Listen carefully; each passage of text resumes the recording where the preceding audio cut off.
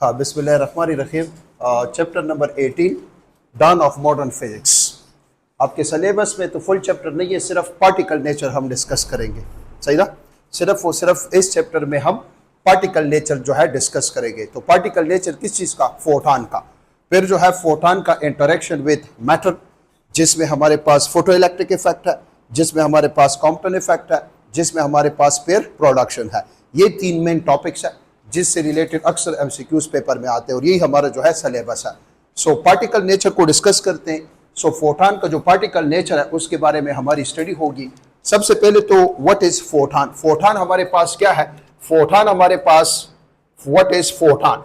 Photon a discrete, it is defined as a discrete and indivisible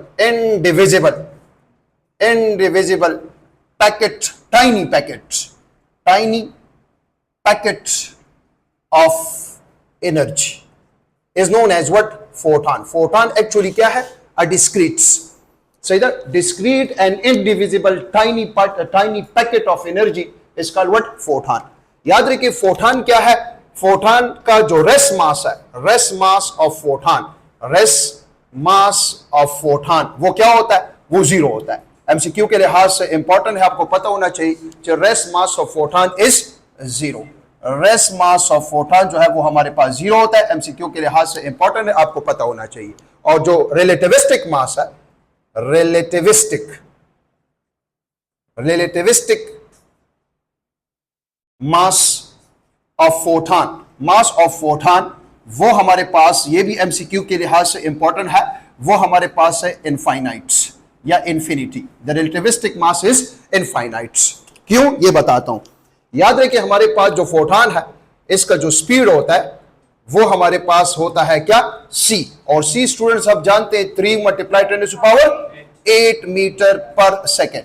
अगर हम बात करें रिलेटिविस्टिक मास की तो देखिए m is equal to m not 1 - v² divided by c²।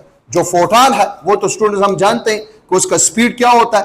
उसका स्पीड c होता है। तो अगर आप इधर c पुट करें, c² by c² 1, 1 - 1 0, √0 0, any number divided by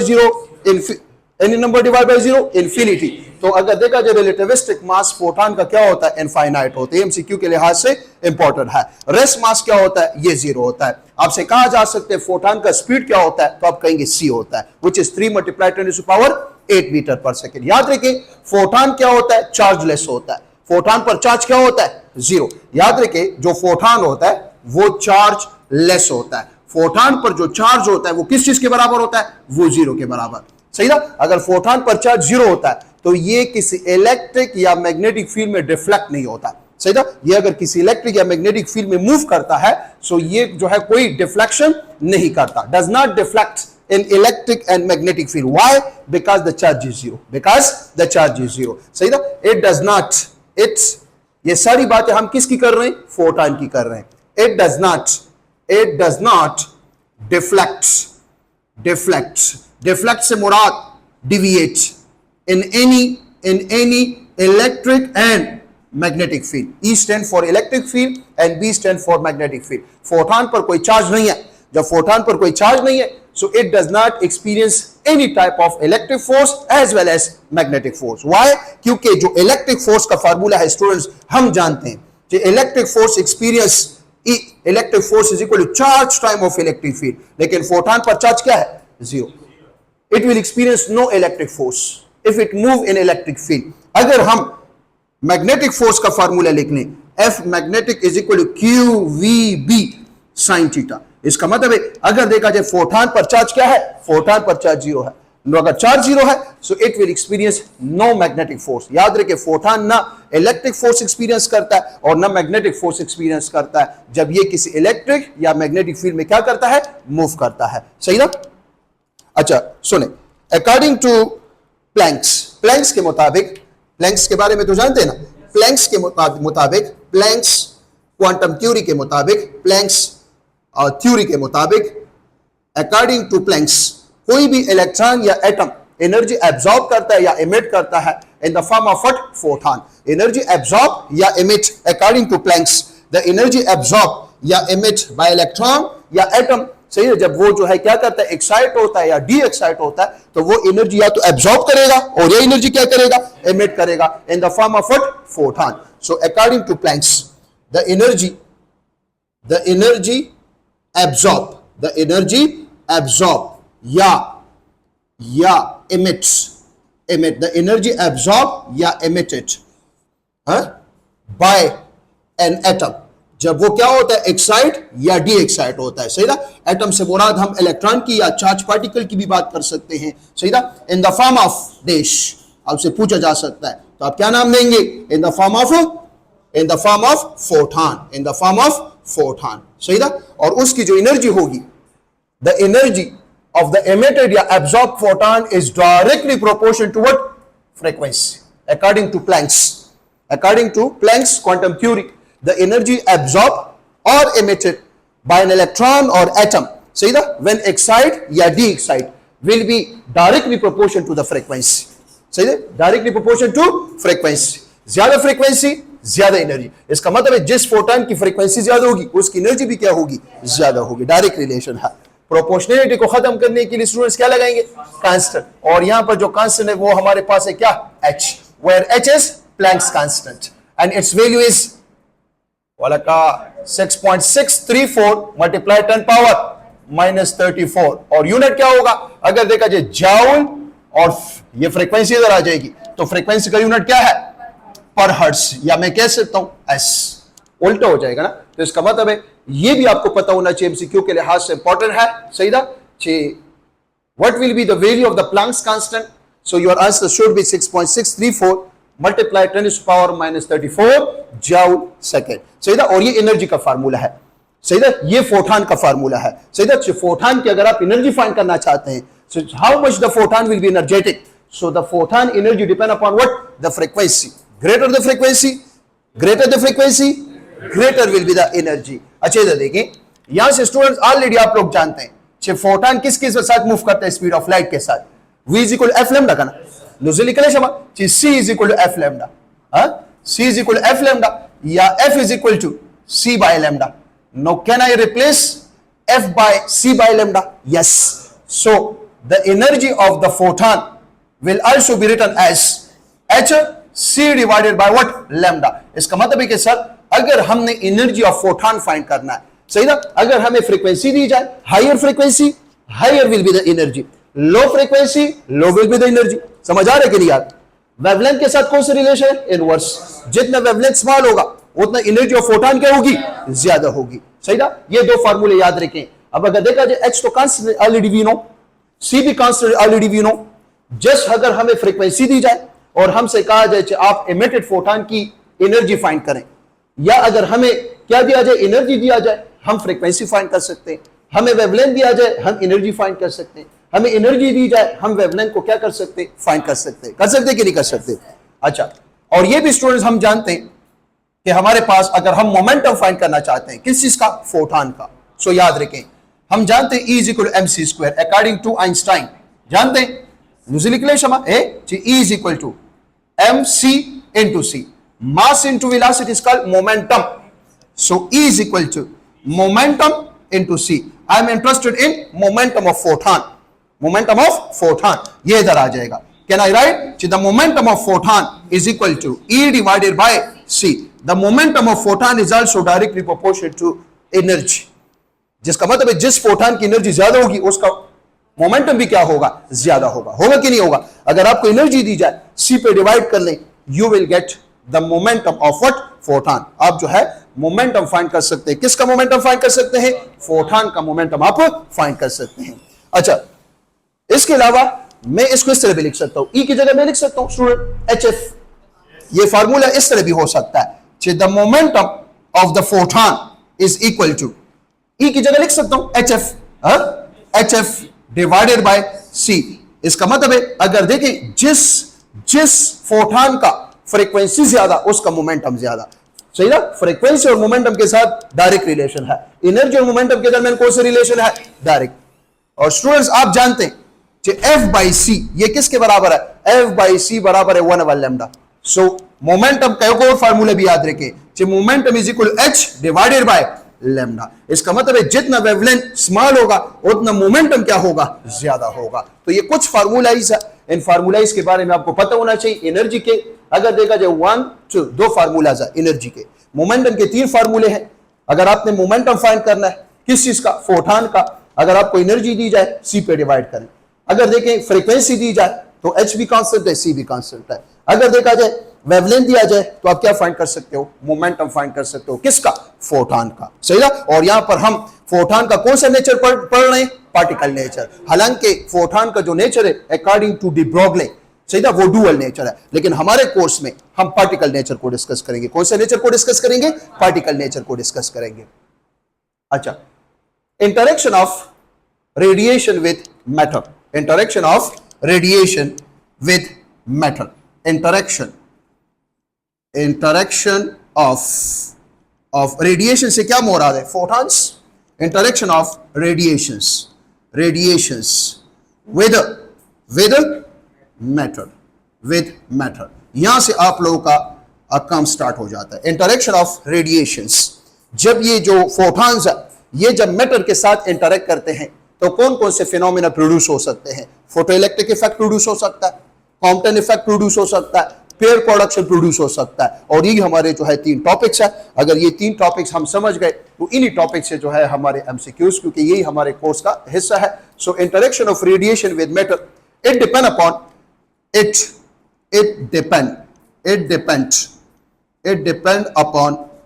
nature, it depend upon nature किस चीज का, of matter and energy of photon. मतलब है कि जो फोटॉन आ रहा है उसकी एनर्जी क्या है और किस नेचर वाले मैटर के साथ इंटरेक्शन कर रहा है। इसका मतलब है, याद रखें मैंने लिखा हुआ है इंटरेक्शन ऑफ रेडिएशन, ये जो फोटॉन आ रहा है एनर्जेटिक फोटॉन है, हाई एनर्जी है, लो एनर्जी है। अब देखिए मैंने उस दिन भी आप लोगों को बताया था कि सबसे एनर्जेटिक फोटॉन कौन सा फोटॉन है, गैमा फोटॉन है। आपको किस तरह पता चल गया, अक्सर एमसीक्यू में आता है। देखिए मैं यहां पे लिख रहा हूं, एक उस दिन भी मैंने कहा था, rich man in London use extra gold. हालांकि यह बात गलत है, गोल्ड अंग्रेज पसंद नहीं करता। सही था, गोल्ड जो है इंडियन और पाकिस्तानी ज्यादा पसंद करते हैं। सही था, स्पेशली पाकिस्तानी औरतें। सही था, rich man in London use extra gold. Sir क्या मतलब है, बोलिए। Radio waves, R stand for radio waves, microwaves, infrared, light में विजिबल आता है। विजिबल फिर 7 कलर्स में मुश्तमिल होता है, वेबगायर जिसको कहते हैं, क्या, वेबगायर, अल्ट्रावायलेट, एक्सरे, गामा रे। सही था, इसको याद करने का यही बस आपको जो है एक मुहावरा टाइप है, rich man in London use extra gold. अब गौर से सुने, इस डायरेक्शन में जब आएंगे, इस डायरेक्शन में डिसेंडिंग ऑर्डर में, सो याद रखिए फ्रीक्वेंसी विल बी इंक्रीज। सबसे हाई फ्रीक्वेंसी किसकी है, गामा की। जिसकी फ्रीक्वेंसी ज्यादा उसकी सबसे एनर्जेटिक फोटॉन कौन सा है, वो गामा फोटॉन है। सबसे एनर्जेटिक फोटॉन कौन सा है, वो गामा फोटॉन है। सबसे लो एनर्जेटिक फोटॉन कौन सा है, वो रेडियो वेव का। अक्सर एमसीक्यू में आता है, which one of the following is more energetic photon.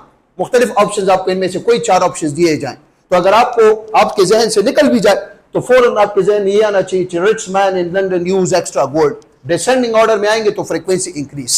Frequency और वेवलेंथ के दरमियान कौन सी रिलेशन है, इनवर्स। अगर इस तरह जाएंगे, अपवर्ड जाएंगे, सो याद रखिए सबसे ज्यादा वेवलेंथ रेडियो वेव का होता है। सबसे ज्यादा वेवलेंथ अगर रेडियो वेव का है, ज्यादा वेवलेंथ, कम एनर्जी। सबसे कम एनर्जेटिक फोटॉन कौन सा फोटॉन होगा, वो रेडियो वेव का होगा। समझ आ रहे कि नहीं? सबसे एनर्जेटिक फोटॉन गामा। सही था, सबसे एनर्जेटिक फोटॉन गामा। क्यों? क्योंकि इसकी फ्रीक्वेंसी ज्यादा है, और जिस अकॉर्डिंग टू प्लैंक्स जिसकी फ्रीक्वेंसी ज्यादा वो सबसे एनर्जेटिक फोटॉन होगा। सही था। और अगर देखा जाए, अगर ऊपर डायरेक्शन में चले जाए तो अगर देखा जाए जो रेडियो वेव्स है उनका वेवलेंथ सबसे ज्यादा है, तो ज्यादा वेवलेंथ, कम एनर्जी। सबसे लो एनर्जी फोटॉन जो होगा वो हमारे पास रेडियो वेव होगा। और अगर हम जाएं इसकी तरफ, लाइट की तरफ, लाइट अगर लाइट को आप प्रिज्म से पास करें तो it consist of 7 colours, you know, 1 2 3 4 5 6 7, which is called वेबगायर। सही, वेबगायर याद है, VIB GYO अस्तगफिरुल्लाह, VIB अस्तगफिरुल्लाह, VIB GYOR web wire. जो हमारे पास अगर देखा जाए जो लाइट होता है, इट कंसिस्ट ऑफ 7 कलर्स, और हर कलर की डिफरेंट फ्रीक्वेंसी, हर कलर की डिफरेंट वेवलेंथ, हर कलर की डिफरेंट एनर्जी। गौर से सुने, ये अगर इस ऑर्डर में जाएं, इस ऑर्डर में, सो सबसे ज्यादा वेवलेंथ रेड कलर का होता है। रेड कलर दूर से भी नजर आता है, सही था। रेड कलर अगर देखा जाए हम खतरे की अलामत के तौर पर भी इस्तेमाल करते हैं। क्यों? क्योंकि रेड कलर का वेवलेंथ ज्यादा है, वो दूर से भी नजर आता है। आपने देखा होगा जो हमारे ट्रैफिक सिग्नल है, रेड कलर से मुराद खतरा है, सही ना। अगर सिग्नल रेड हो जाए तो इसका मतलब है खतरा है, आपने आगे नहीं जाना क्योंकि दूसरी लेन वाली गाड़ी आ रही है। या अगर मैं गाड़ी चला रहा हूं, मैंने ब्रेक पे पांव रख लिया, तो अगर देखा जाए गाड़ी के जो बैक लाइट है वो कौन से फोटोन एमिट करता है? रेड।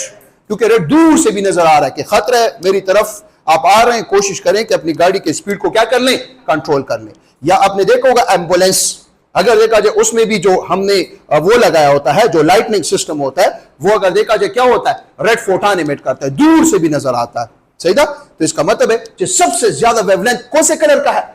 रेड का। अगर वेवलेंथ सबसे ज्यादा रेड कलर का है, नो एनर्जी सबसे कम एनर्जेटिक फोटोन रेड कलर वाला होगा।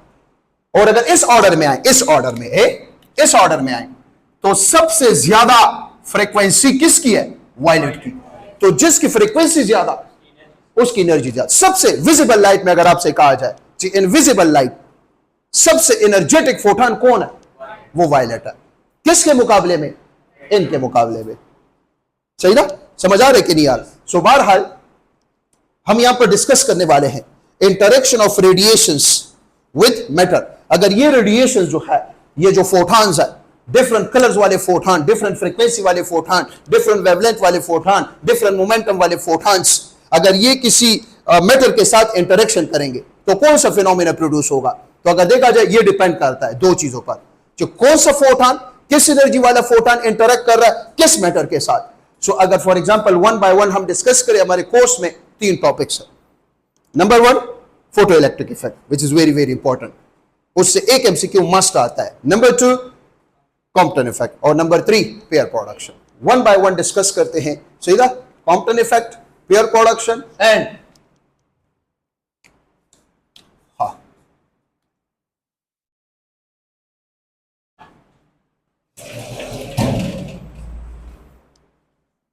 सुने। अगर फॉर एग्जांपल हमारे पास कोई फोटॉन है जिसकी एनर्जी लेस हो 0.51 मेगा इलेक्ट्रॉन वोल्ट से, और वो इंटरेक्शन करता है किसी मैटर के साथ, कौन सा फिनोमेना प्रोड्यूस होगा? Photo electric effect. लिखवा रहा हूं, अगर कोई फोटॉन है जिसकी energy greater than 0.51 mega electron volt, less than 1.02 mega electron volt, अगर वो किसी मैटर के साथ इंटरेक्शन करेगा, कौन सा फिनोमेना प्रोड्यूस होगा? Compton effect. अगर कोई फोटॉन है जिसकी एनर्जी ग्रेटर और equal to 1.02 mega electron volt है, और अगर वो किसी मैटर के साथ इंटरेक्शन करेगा, कौन सा फिनोमेना प्रोड्यूस होगा? उसको हम नाम देते हैं पेयर प्रोडक्शन। कौन सा प्रोडक्शन? Pair production. अब होश से सुने, 1 बाय 1 डिस्कस करते हैं। अगर for example let suppose interaction of radiation with matter, सही ना। नंबर 1, अगर फॉर एग्जांपल लेट सपोज एक फोटॉन है, अब देखिए नंबर 1 कौन सा इफेक्ट है? Photo electric effect. Photo electric effect. Photo electric effect का फिनोमेना कब प्रोड्यूस होगा? अगर कोई फोटॉन है जिसकी एनर्जी, गौर से सुने, फोटो इलेक्ट्रिक फिनोमेना कब प्रोड्यूस होगा? अगर कोई फोटॉन है जिसकी एनर्जी लेस हो, किस चीज से? 0.51 मेगा इलेक्ट्रॉन वोल्ट से। वो फोटॉन जिसकी energy less than 0.51 mega electron volt हो, अगर वो फोटॉन मैटर के साथ इंटरेक्शन करेगा, तो कौन सा फिनोमेना प्रोड्यूस होगा? Photo electric effect. अब फोटो इलेक्ट्रिक इफेक्ट क्या है ये बताता हूं। इसका मतलब है for photo electric effect, the photon which interact with matter, the energy will be less than 0.51 mega electron volt. और वो फोटॉन कौन से फोटॉन होते हैं?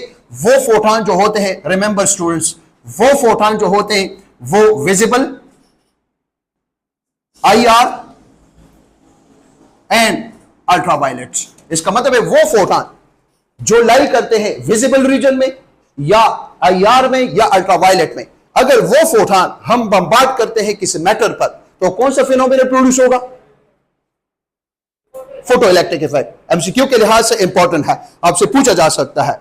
नंबर 1 एमसीक्यू आपसे पूछा जा सकता है कि अगर फोटोन की energy less than 0.51 mega electron volt हो और वो किसी मैटर के साथ इंटरेक्शन कर ले तो कौन सा फिनोमेना प्रोड्यूस होगा? Photo electric effect. Number 2 second MCQ आपसे पूछा जा सकता है कि वो कौन से फोटॉन्स है अगर वो इंटरेक्ट कर ले मैटर के साथ तो photo electric effect phenomena produce हो सकता है। Option A visible light photon, option B IR photon, ultraviolet photon, all of them तो आपको पता होना चाहिए, चाहे वो विजिबल रीजन, लेकिन विजिबल रीजन में फिर 7 फोटॉन्स है, चाहे वो हमारे पास जो भी हो, आईआर हो, अल्ट्रावायलेट हो, अगर ये फोटॉन किसी मैटर के साथ इंटरेक्शन करेंगे तो कौन सा फिनोमेना प्रोड्यूस होगा? फोटो इलेक्ट्रिक इफेक्ट का फिनोमेना प्रोड्यूस होगा। सर फोटो इलेक्ट्रिक इफेक्ट क्या है, इसको डिस्कस करते हैं। सही था। नंबर 2 सेकंड फिनोमेना जो है वो हमारे पास है कॉम्पटन इफेक्ट। कमियो Compton effect. What is Compton effect? ये भी interaction of radiation with matter है। याद रखिए वो फोटॉन आगा फोटॉन चिदागा एनर्जी, वो फोटॉन जिसकी एनर्जी ग्रेटर हो किस चीज से? अब देखिए ग्रेटर 0.51 सर मेगा इलेक्ट्रॉन, वो फोटॉन जिसकी एनर्जी 0.51 मेगा इलेक्ट्रॉन वोल्ट से क्या हो? ग्रेटर हो, बट लेस हो किस चीज से? लेस हो 1.02 मेगा इलेक्ट्रॉन वोल्ट से। अगर फोटॉन चिदागा एनर्जी ग्रेटर ही the 0.51 mega electron volt na aw lesi the 1.02 mega electron volt aw aga photon charta matter sara interaction uki no kama phenomena ba produce की Compton effect. Sir वो कौन से photons है? वो अमूमन x ray photon होता है। कौन सा फोटॉन होता है? कौन सा फोटॉन होता है? X-ray photon. एक्सरे को पेज एज अ डॉक्टर, वो एक्सरे फोटॉन होता है। कौन सा फोटॉन होता है? इसका मतलब आपसे कहा जा सकता है when X-ray photon interact with matter, which phenomena will be take place? Your answer should be Compton effect. सही था? सही था? हाँ। थर्ड जो कि हमारे पास है पेयर प्रोडक्शन। सही बच्चे, pair production. Sir pair production का फिनोमिना कब प्रोड्यूस होगा? पेयर प्रोडक्शन का फिनोमिना कब प्रोड्यूस होगा? याद रखिए वो फोटॉन जिसकी एनर्जी ग्रेटर और इक्वल 1.02 मेगा इलेक्ट्रॉन वोल्ट, वो फोटॉन जिसकी एनर्जी ग्रेटर और equal to 1.02 mega electron volt होगी, वो फोटॉन कौन सा फोटॉन होगा वैसे आपके ख्याल में? सबसे एनर्जेटिक फोटॉन। और वो फोटॉन कौन सा है? Gamma photon. गुड। कम फोटॉन? Gamma photon. गामा कभी देखा हुआ है गामा फोटॉन? हाँ, गामा फोटॉन। अगर वो फोटॉन जिसकी एनर्जी ग्रेटर और equal to 1.02 mega electron volt होगी, वो इंटरेक्शन करेगा किसी भी मैटर के साथ, नो कौन सा phenomena take place? Your answer should be pair production. तो देखिए 3 एमसीक्यूज है, बल्कि 6 एमसीक्यूज है। 6 एमसीक्यूज यहां से आपके क्लियर हो गए। तो ये आपसे कहा जा सकता है कि वो कौन सा फोटॉन है जो हमारे पास photo electric effect phenomena produce कर सकता है, वो कौन सा फोटॉन है जो कॉम्पटन इफेक्ट का फिनोमेना प्रोड्यूस कर सकता है, वो कौन सा फोटॉन है जो पेयर प्रोडक्शन का फिनोमेना प्रोड्यूस कर सकता है, वो कौन सा फोटॉन है, किस एनर्जी रेंज वाला फोटॉन है जो फोटो इलेक्ट्रिक इफेक्ट, जो कॉम्पटन इफेक्ट, जो पेयर प्रोडक्शन का फिनोमेना प्रोड्यूस कर सकता है। सो इसके बारे में जो है आप लोगों को पता होना चाहिए। अब वन बाय वन डिस्कस करते हैं। Sir what is photo electric effect?